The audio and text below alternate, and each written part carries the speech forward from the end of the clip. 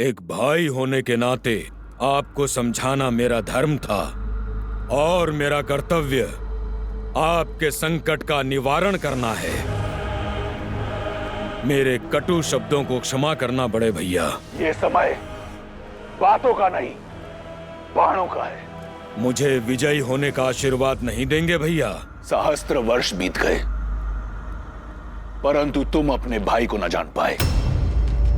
मैं वो रावण हूं जिसके मन में अपने विश्वासघाती भाई विभीषण के लिए भी आयुष्मान भव का आशीर्वाद है।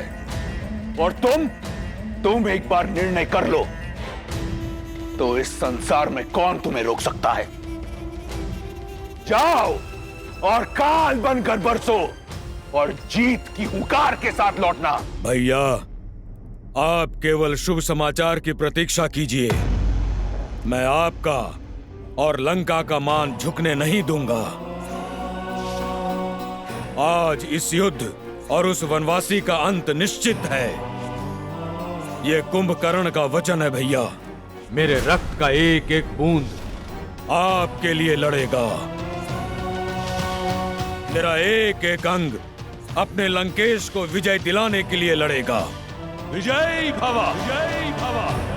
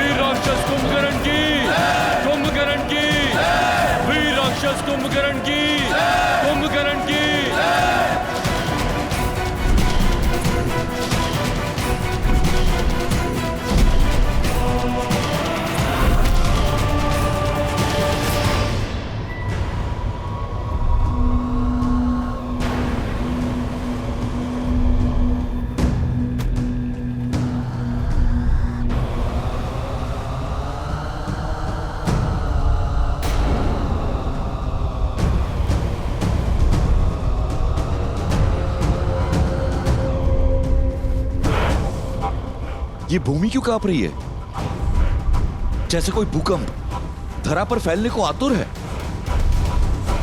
अर्थात ये नाद पदचाप है। लगता है दशानन ने 6 माह की निद्रा पूरी होने से पहले ही कुंभकर्ण को उठा दिया। रावण ने अधीर होकर स्वयं अपने विनाश को ललकारा है। अब कुंभकर्ण ना अजय है ना अमर। आपकी योजना सफल हुई प्रभु, किंतु क्षमा प्रभु। वरदान का कवच ना होने के पश्चात भी कुंभकर्ण बहुत बड़ा संकट है। आज बल में उसका कोई सानी नहीं। यदि वो चाहे तो एक ही दिन में हमारी संपूर्ण सेना और इस युद्ध को समाप्त कर सकता है।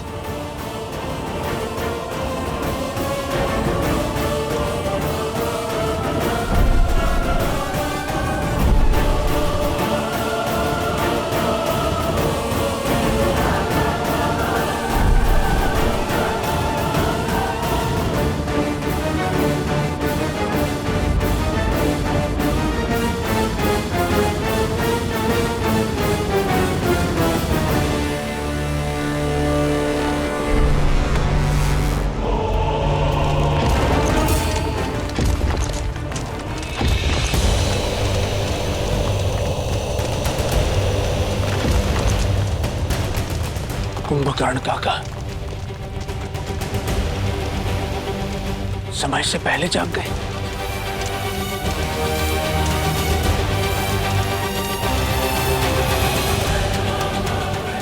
अनंत शक्ति के स्वामी साक्षात कुंभकर्ण उतर रहे हैं युद्ध भूमि में।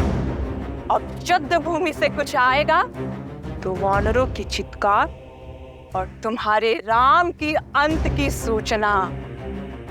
सुना है सहस्त्र गजों से भी अधिक बल है उनमें। अब सूर्यास्त तक ये युद्ध भी समाप्त हो जाएगा और तुम्हारा राम भी। उत्सव मनाने के लिए सज रहो सखियों। लंकेश का सबसे बड़ा बल युद्ध भूमि की ओर जा रहा है। तुम्हें जीत का शंखनाद सुनाई दे रहा है और मुझे हार का नाद। तुम्हें बल का अर्थ दिखाई दे रहा है और मुझे उसमें निर्बलता का अनर्थ। तुम्हें रावण का ताप दिखाई दे रहा है और मुझे श्री राम का तेज। सत्य कहा तुमने। रावण का बल युद्ध भूमि में जा रहा है और अब कभी लौटेगा नहीं।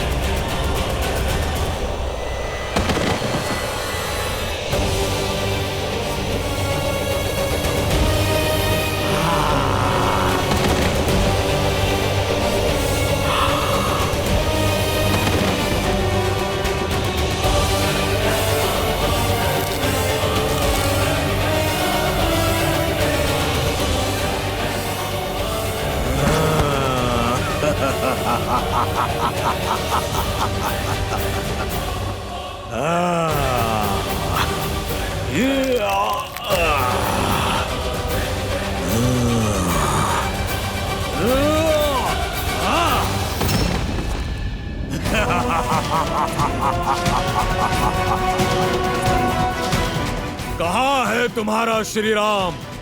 सामने नहीं आया? कोई बात नहीं,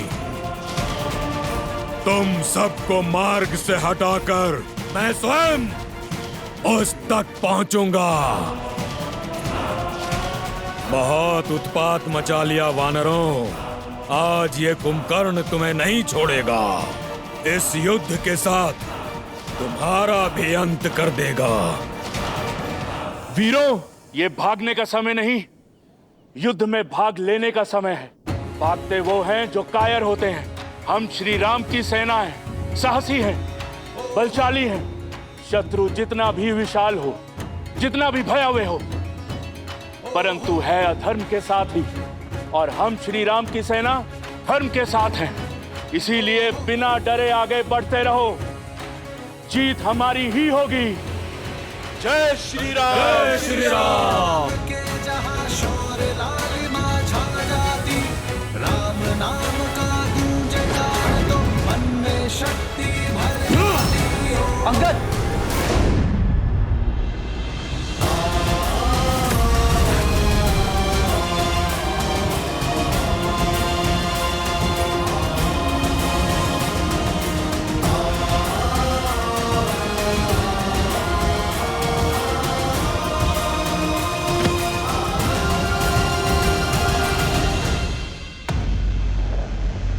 ये जब से आया है हाहाकार मचा रखा है। हम किस क्षण की प्रतीक्षा कर रहे हैं भैया? इसकी निद्रा भी पूरी हुई नहीं है। चलिए हम चलकर इसे सदा सदा के लिए निद्रा दे देते हैं। नहीं प्रभु, कुंभकर्ण मेरा भाई है। मैं इसे भली भांति जानता हूं। ये दशानन के साथ अवश्य है, किंतु इसके मन में कोई पाप नहीं। आप केवल एक बार मुझे इसे समझाने का, इससे बात करने की आज्ञा दीजिए। वो धर्म और अधर्म के बीच का भेद जानता है। भाई के स्नेह में कदाचित आप भूल रहे हैं विभीषण जी। इस समय वो आक्रमण कर रहा है और क्रोध की अग्नि समझ को भस्म कर देती है। ऐसे में यदि उसने आप पर आक्रमण कर दिया तो नहीं, इस समय आपका वहां जाना उचित नहीं है। नहीं लक्ष्मण जी, कुंभकर्ण मुझसे बहुत प्यार करता है, वो मुझे कुछ नहीं करेगा। विभीषण का कथन उचित है लक्ष्मण। इस युद्ध का उद्देश्य अधर्मियों का नहीं, अधर्म का नाश करना है। धर्म के मार्ग पर चलने का अवसर तो घोर अपराधियों को भी मिलता है। इस अबुद्धि को भी एक अवसर अवश्य मिलना चाहिए। जाओ विभीषण, और अपने भाई को धर्म के पावन आंचल में आने का अवसर दो, इससे पहले कि अधिक विलंब हो जाए। उसे अन्याय करने से बचा लो।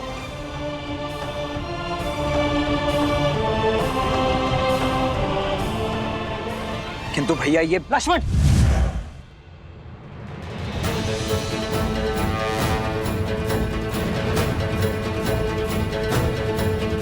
आक्रोश जोश क्रोध का ये क्षण है प्रतिशोध का, ललकार और पुकार का ये क्षण है अति विरोध का। विभीषण को अपना कार्य करने दो लक्ष्मण, हमें इन राक्षसों को रोकना है।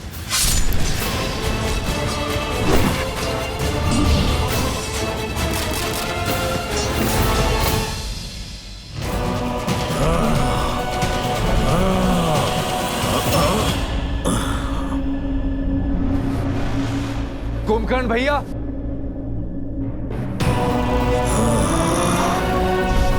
मत छुओ मेरे चरण विभीषण। धर्म के पथ पर चलने वालों को अधर्मियों से आशीर्वाद कहाँ मिलता है। आज भले ही हम दोनों अलग दिशाओं में खड़े हैं, किंतु है तो भाई ही ना।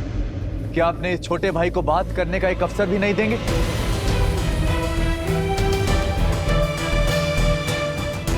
भैया,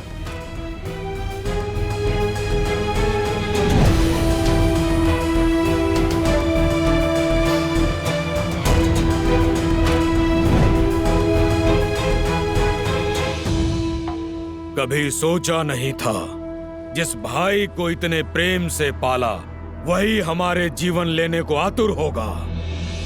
युद्ध भूमि में शत्रुओं से जा मिलेगा, विश्वासघाती बन जाएगा। तुमने न केवल लंकेश के पीठ पर प्रहार किया है, बल्कि पूरी लंका के विश्वास को तार तार किया है। अपने भैया के विरुद्ध जाना मेरा निर्णय नहीं, नियति थी। मैं तो केवल वही प्रयास कर रहा था जिसके लिए वचनबद्ध था, जिसका आशीर्वाद मैंने ब्रह्मदेव से लिया था। दशानन भैया ने मेरा तिरस्कार किया तो शीश रावण के विरुद्ध खड़ा होगा, उसे राजद्रोही माना जाएगा, उसे मृत्यु का पात्र माना जाएगा। कितनी ही बार दशानन भैया को समझाने का प्रयास किया कि माता सीता को प्रभु श्री राम को सौंप दे और बचा ले इस राक्षस कुल को, किंतु किसी ने मेरी नहीं सुनी। जब लंका से त्याग दिया गया तो प्रभु श्री राम की धर्म की शरण में आना पड़ा। अद्भुत! धर्म के आवरण पर एक भाई का धर्म छिपा रहे हो विभीषण। लंका से निकाल फेंके तो मेरे समीप आते, माता केकसी के पास जाते, या यही बैरागी बन जाते। पर उस वनवासी के पास जाना तो अनिवार्य नहीं था भैया, किंतु इतने वर्ष भैया के साथ उनके साहस का लाभ उठाकर अब साथ छोड़ दिया। यदि भैया ने अधर्म किया है तो उस समय ही उनका साथ क्यों नहीं छोड़ा? जब भैया ने लंका हथियाई थी, कुबेर को निष्कासित किया था, जब तुम चट्टान पर से गिरने वाले थे, भैया छोड़ सकते थे तुम्हारा हाथ, पर नहीं छोड़ा, क्योंकि विष्णु भक्ति सही, परंतु तुम उनके भाई थे। वाद विवाद, धर्म अधर्म की बात बाद में, सर्वप्रथम भाई का धर्म निभाना चाहिए था तुम्हें। भैया को नारायण तक ले जाने का संकल्प करने वाले जब अवसर सिद्ध हुआ तो एक नर का हाथ पकड़कर उसे अपना नारायण मान लिए, उसके चरणों में जा छिपे, इसलिए कि उसने तुम्हें लंका का नया राजा लंकेश बना देने का लालच दिया।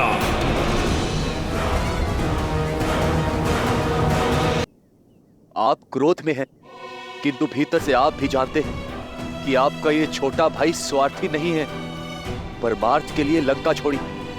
मैं भी अपने भैया का शुभ चाहता हूं। यदि आप भी अधर्म के विरुद्ध हैं, तो ये विध्वंस क्यों भैया? मैं साथ होता तुम्हारे विभीषण, यदि तुमने रावण भैया का विरोध लंका में रहकर किया होता, पर तुम लंका की सीमा पार कर शत्रु से मिल गए, और अब ये विरोध नहीं, विद्रोह है, विश्वासघात है लंका से।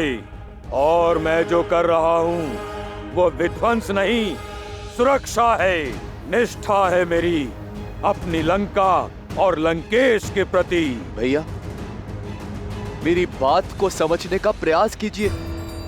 आपका ये छोटा भाई धर्म की ओर है, और प्रभु श्री राम साधारण मनुष्य नहीं है, साक्षात नारायण का रूप है।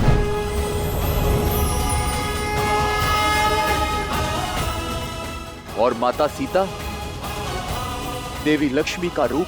होंगे वो तुम्हारे भगवान, किंतु मेरे भगवान केवल मेरे रावण भैया हैं।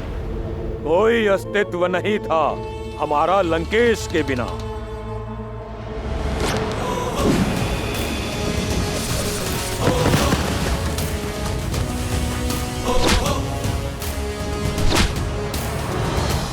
ना मेरे पास तुम्हारी भांति ज्ञान है, ना भैया की भांति बड़ा स्वप्न। मैं केवल इतना जानता हूँ कि मेरा पूरा जीवन दशानन का ऋणी है। मेरा जीवन उनका है और श्वास भी, और मैं अंतिम श्वास तक लंकेश की ढाल कवच बन के रहूंगा।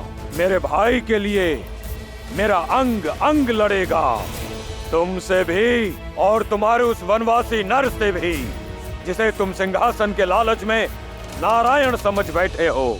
नहीं भैया, मुझे राजपाट, पद, प्रतिष्ठा किसी का लोभ नहीं। चाहे तो ये मुकुट क्या, मेरा जीवन ले लीजिए भैया, किंतु अधर्म का साथ छोड़ धर्म की ओर आ जाइए भैया। इससे दशानन भैया को भी अपनी भूल का आभास हो जाएगा, और वो भी प्रभु श्री राम के शरणागत हो जाएंगे। तीनों लोगों के स्वामी को एक तुच्छ नर के आगे झुकाना चाहते हो तुम? एक भाई तो दूसरे भाई का अभेद कवच होता है, किंतु तुम वो बाण हो जिसने अपने ही भाई के हृदय को भेद दिया। भेदी हो तुम। संसार तुम्हें सदा विश्वासघाती के रूप में स्मरण रखेगा। रावण का भेदी कहेगा, घर का भेदी कहेगा।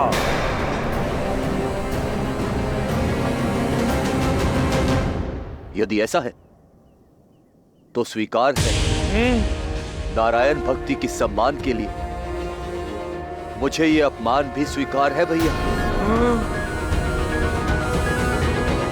आज तक जिन देवताओं ने हमारे साथ केवल पक्षपात किया है, उनके लिए इतनी भक्ति अद्भुत। कदाचित तुम हम राक्षसों की शक्ति को भूल गए हो भाई। यहाँ हम ही भगवान हैं। जाओ, कह दो अपने स्वामी, अपने राम लक्ष्मण से कि सज्ज हो जाए, क्योंकि आज उनका सामना खरदूषण से नहीं, सर्वशक्तिशाली अजय कुंभकर्ण से हो रहा है। मन करता है तुम्हारे प्राण अभी ले लो, पर तुम दोषी भैया के हो। इस युद्ध के पश्चात तुम्हारा निर्णय वो स्वयं लेंगे। जाओ, चले जाओ विश्वासघाती।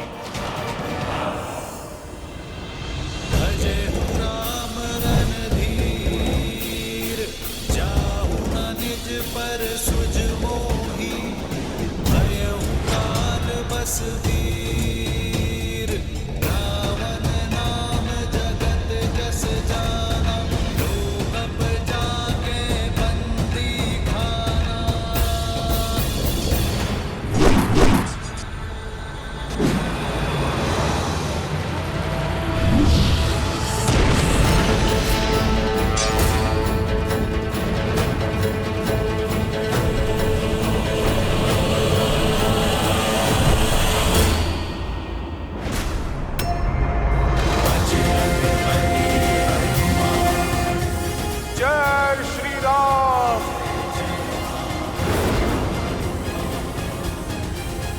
रुक जाओ दानव। मैं विभीषण नहीं जो तुम्हें बार बार बातों से समझाऊंगा। मैं संहार करूंगा। तुम करोगे मेरा संहार? तुम जैसे तुच्छ वानर से लड़ना मेरी क्षमता का अपमान है। जय श्री राम।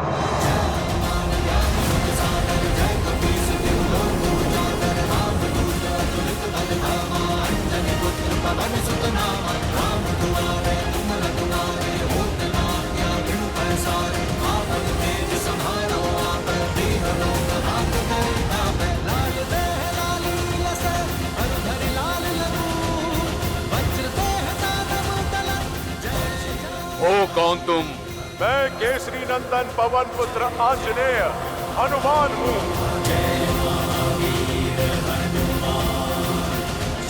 जय